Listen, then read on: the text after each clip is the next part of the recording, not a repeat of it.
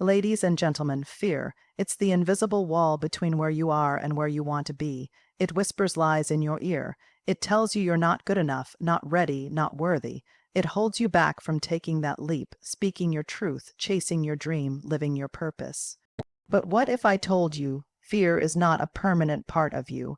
What if I told you it can be destroyed, dismantled, and removed from its throne? You don't have to live with fear as your master. You don't have to let it dictate your decisions, your relationships, your future. You have the power not just to fight fear, but to destroy it forever. But first, you must stop pretending it's too big to conquer. Fear survives because we feed it with silence, with avoidance, with stories we tell ourselves about what might go wrong. But when you turn around and face it, when you stare it down with courage and self-awareness, fear begins to shrink. The illusion fades. The monster under the bed turns out to be a shadow. Today, I'm not going to tell you to ignore fear. I'm going to show you how to obliterate it, how to stand up and take back your power. This is not motivation. This is transformation. So let's break it down. 1. Understand the root of your fear. You cannot defeat an enemy you don't understand. That's why the very first step to destroying fear forever is to go to its source, to dissect it, investigate it, and strip away the layers until you see exactly what you're dealing with. Most people try to escape fear by avoiding it, denying it, or numbing it. But fear doesn't vanish when ignored. It waits, festers, and grows stronger in the background. The key is to face it directly with honest reflection and radical self-awareness. Start by asking yourself, what am I really afraid of? Not the surface answer. Dig deeper. For example, someone might say they fear public speaking. But if you go deeper, you'll find that the real fear isn't speaking. It's the fear of judgment, of rejection, of being seen and not being enough. Someone who says they fear starting a business might actually be afraid of failure, loss of security, or being laughed at by others if they don't succeed. The surface fear is rarely the real fear, and until you expose the root, you'll always be fighting shadows. Often, fear is tied to an early experience. Maybe you were criticized as a child for expressing yourself. Maybe you failed once and the memory became a mental scar. Maybe someone in your life implanted a limiting belief that you now live by, like I'm not good enough, or people like me never succeed.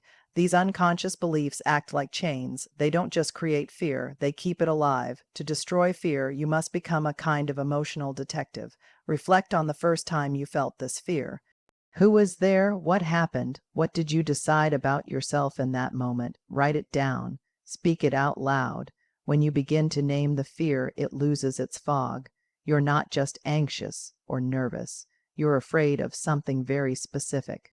And what can be defined can be dismantled. Also, understand how fear behaves in your body. Fear isn't just a thought, it's a physical pattern. It shows up as tightness in your chest, knots in your stomach, shallow breathing, trembling, or mental paralysis. By becoming aware of these signals, you catch fear as it arrives. In real time, you stop letting it sneak in and hijack your reactions. Awareness is the first form of power. Fear also thrives on false assumptions. It says, if I fail, I'll be ruined. If they reject me, I'll be humiliated forever. If I take this risk, I'll lose everything. But how often do those worst-case scenarios actually happen? The brain is wired to overestimate danger and underestimate your ability to handle it. When you slow down and question these catastrophic thoughts, you begin to see how much of your fear is fiction, not fact. Take time to journal your fears. Write them down exactly as they come, unfiltered.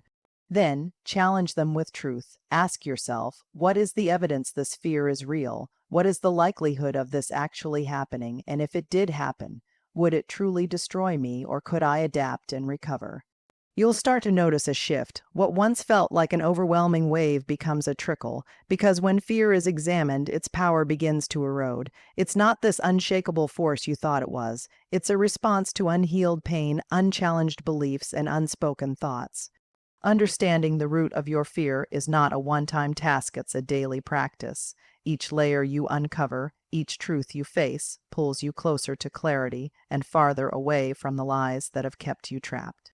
2. Rewire your thoughts through exposure. Fear is a learned response. That means it can be unlearned. The human brain is not hardwired to stay afraid forever. It is malleable, adaptable, and capable of transformation through repetition. The more you expose yourself to what scares you, the more your brain begins to recode fear as familiarity, and what once felt paralyzing starts to feel possible. Most people wait until they feel ready to face their fears. But readiness is an illusion created by comfort. If you wait until the fear disappears on its own, you'll be waiting forever. The only way to truly destroy fear is to do the thing that frightens you again and again, until it no longer holds emotional weight. Exposure is the process of training your nervous system to remain calm in situations that used to trigger panic, and it works. This doesn't mean diving headfirst into your deepest terror with no preparation. Start small, break the fear down into manageable steps. If you're afraid of public speaking, don't start with a keynote address. Start by sharing an idea in a small group or practicing in front of a mirror. If you're afraid of rejection, start by initiating harmless conversations with strangers or asking for things where a no won't hurt you. These small exposures build evidence that you can survive discomfort and even grow stronger from it.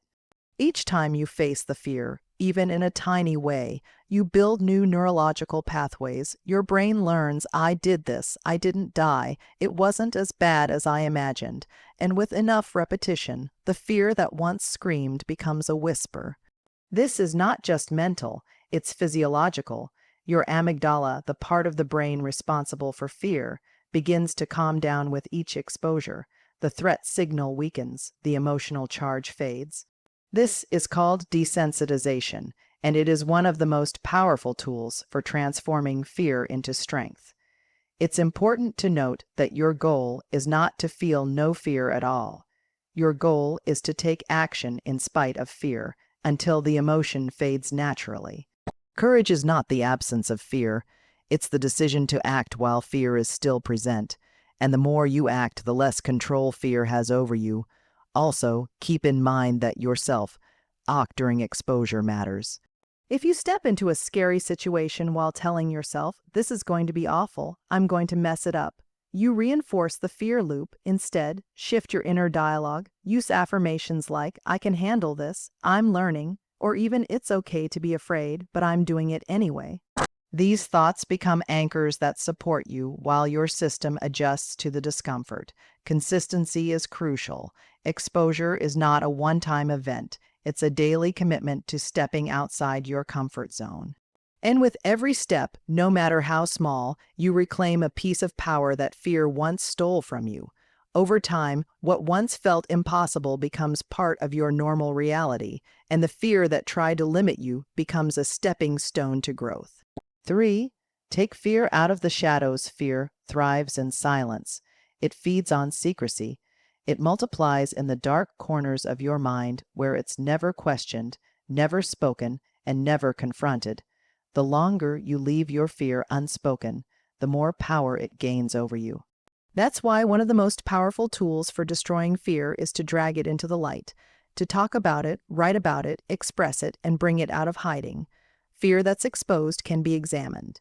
Fear that's hidden becomes a prison. Think of fear like mold. It grows in the dark, but sunlight kills it. As long as you keep fear bottled up inside, it feels massive, overwhelming, and unmanageable. But the moment you articulate it, even just to yourself, it begins to shrink. When you say it out loud, something changes. You create emotional distance between you and the fear. You realize this fear is something I feel, not something I am. Many people carry silent fears for years: fear of failure, fear of not being good enough, fear of being alone, broke, unlovable, or forgotten, but they never talk about them. They keep smiling, nodding, pretending they're fine, while inside, fear eats away at their confidence, their courage, and their potential. This silence isn't strength, it's self-sabotage. Speaking your fear doesn't make you weak. It makes you brave. Say it to a friend, a therapist, a journal, a camera, or even to your reflection in the mirror. Name the fear in specific words. I'm afraid that if I try and fail, I'll prove I'm not enough.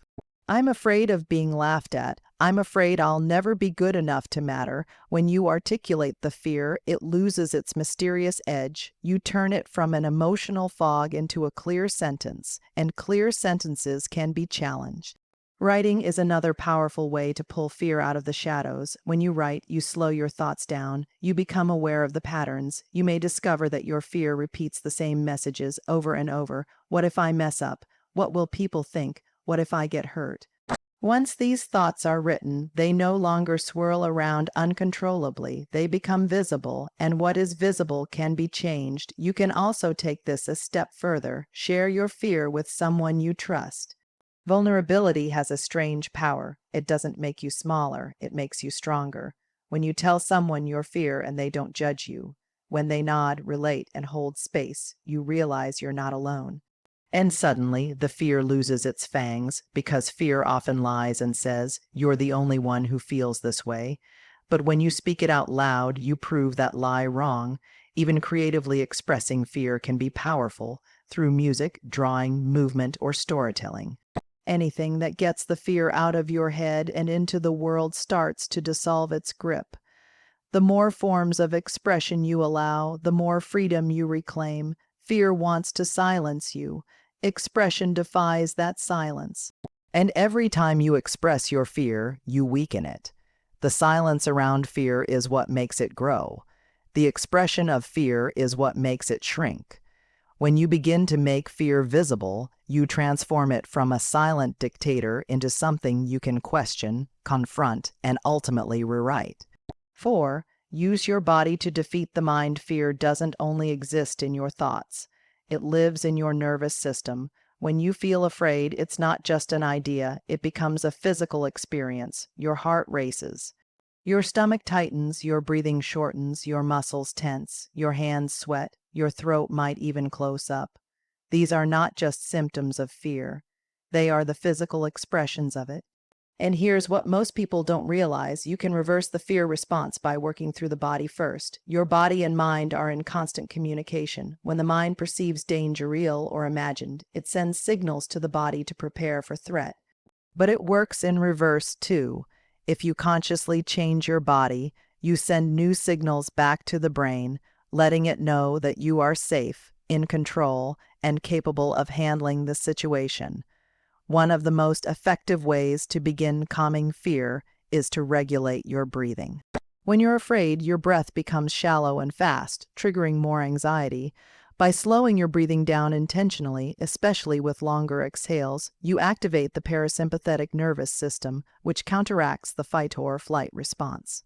Techniques like box breathing, 4-7-8 breathing, or simply inhaling for 4 seconds and exhaling for 6 can shift your physiology from panic to presence in just a few minutes. Next is your posture. When you're afraid, your body instinctively contracts.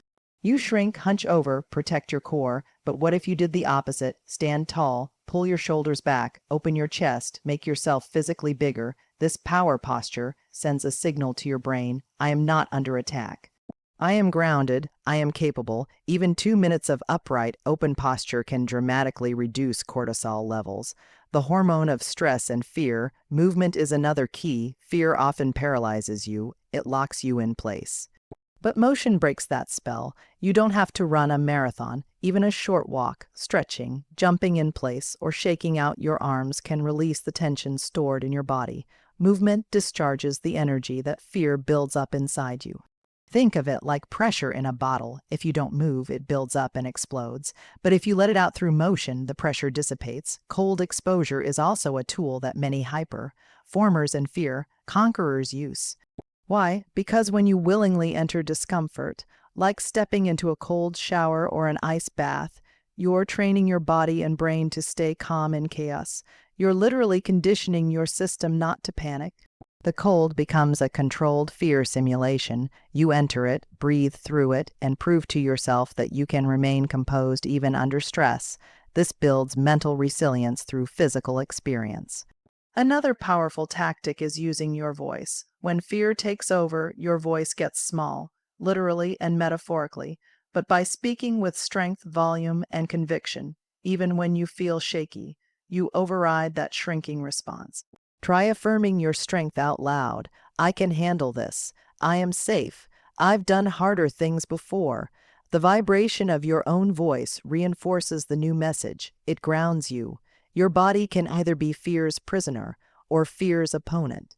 Most people try to conquer fear by changing their thoughts alone, but thoughts are slippery. They race, they spiral, they contradict. Your body, however, is a physical anchor. It is tangible. It responds to command.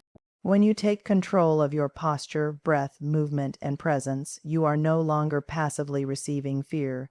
You are actively rewriting how it lives inside you. 5. Stack evidence against your fear. Fear often speaks in absolutes. You always mess up. You'll never succeed. This is going to go horribly wrong.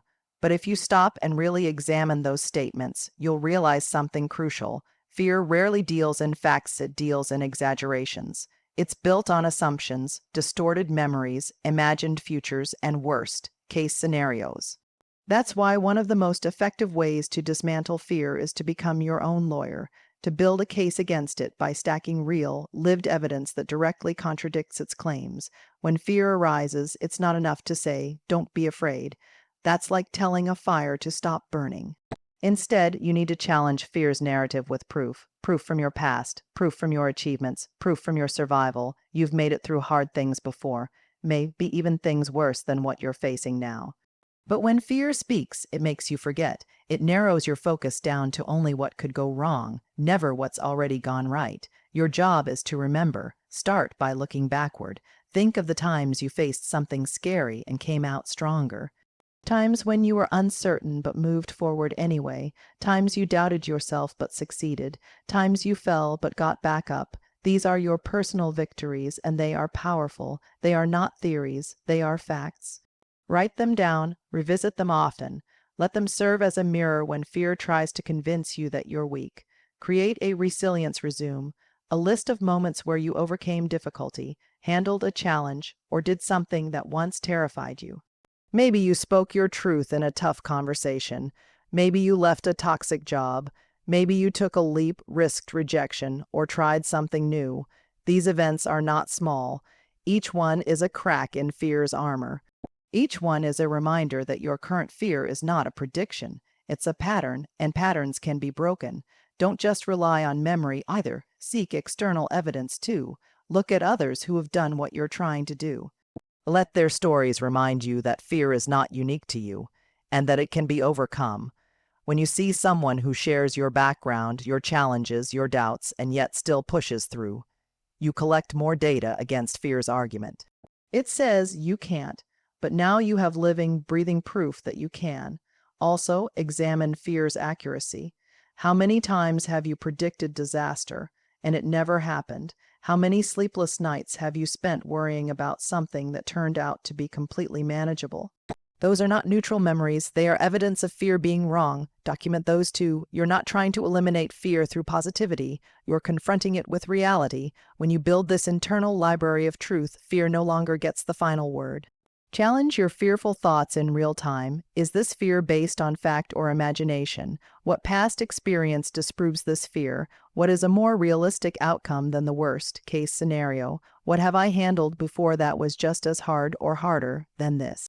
These questions shift you from reaction to investigation. They help you go from being a victim of fear to becoming a student of your own strength.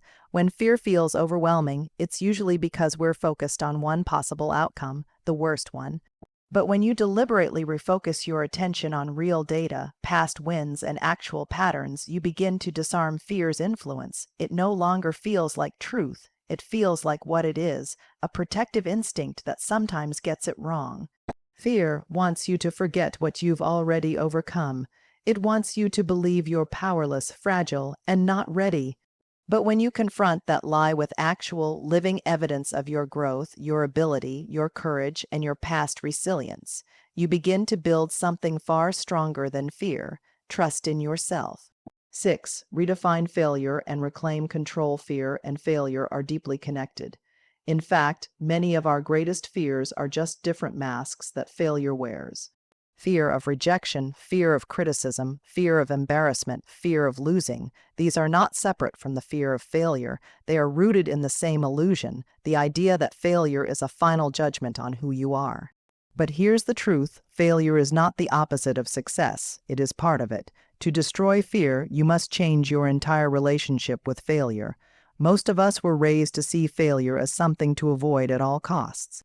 Get it right, play it safe, don't mess up, don't fall behind. From school to social media, we're rewarded for results, not risk. And so we develop a mindset where mistakes are dangerous and flaws are shameful. But this mindset is exactly what keeps fear alive. When failure is seen as a personal defeat, fear becomes a guard dog, always barking when you get close to anything uncertain. You end up paralyzed, not because you lack talent or potential, but because you're terrified of getting it wrong. To reclaim your power, you have to redefine what failure means. Instead of seeing it as something to be feared, see it as something to be used. Failure is feedback, it's data, it's correction. It's the world giving you information about what needs to be adjusted. Every inventor, artist, athlete, and entrepreneur who achieved greatness had to fail, again and again, before they found their way. The only reason they got where they did is because they learned to walk through failure without letting it define them. Start by asking yourself, what does failure really mean to me? For many people, failure means humiliation.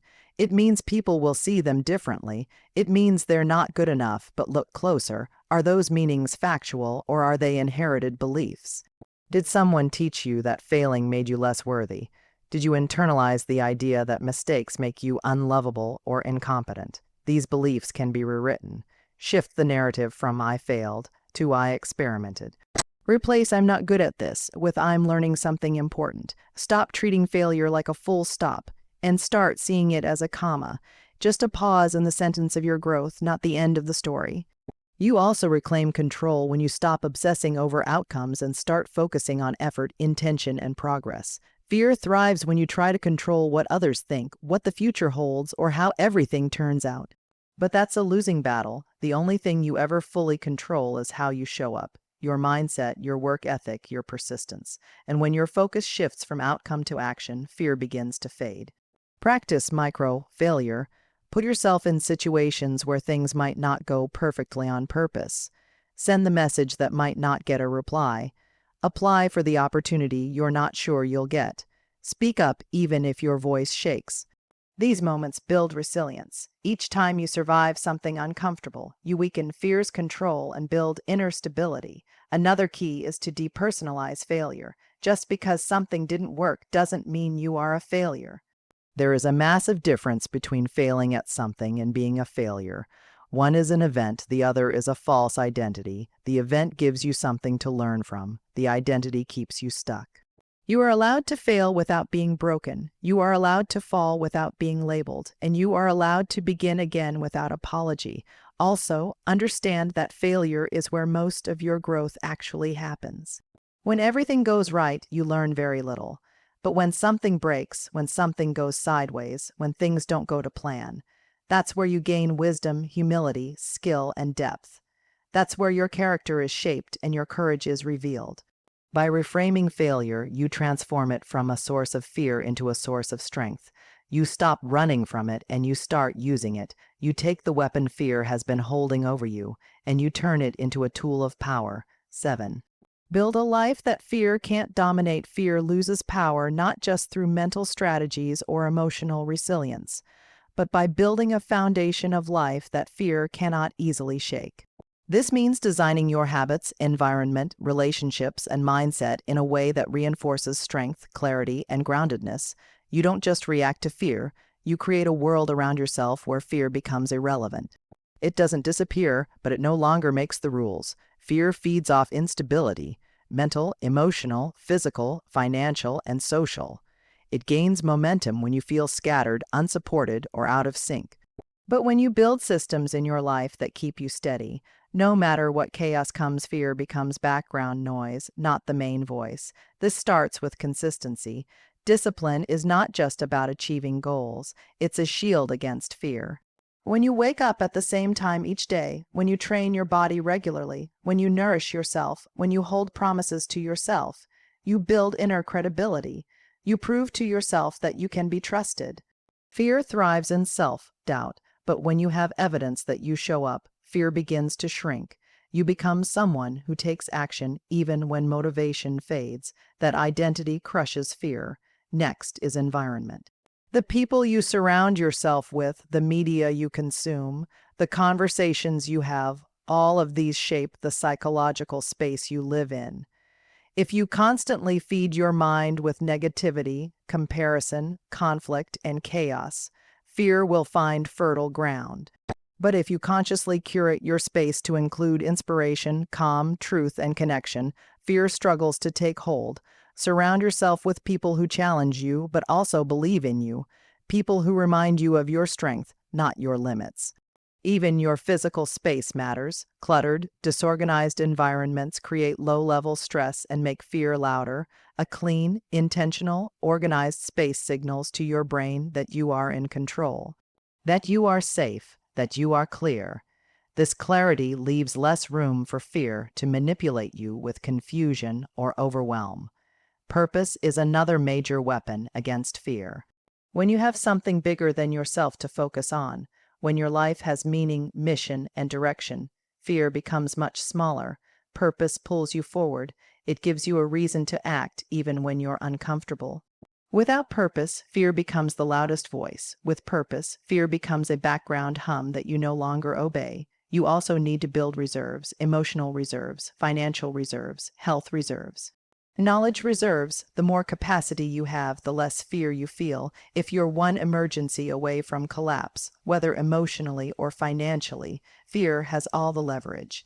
But if you've built savings, developed coping tools, maintained your health, and cultivated wisdom, fear has far less power. You're not reacting from desperation. You're responding from strength. And finally, develop rituals that ground you daily. Whether it's morning journaling, meditation, prayer, deep work, nature walks, or creative time, rituals create structure, and structure reduces chaos. Chaos is the breeding ground of fear, but structure creates psychological safety.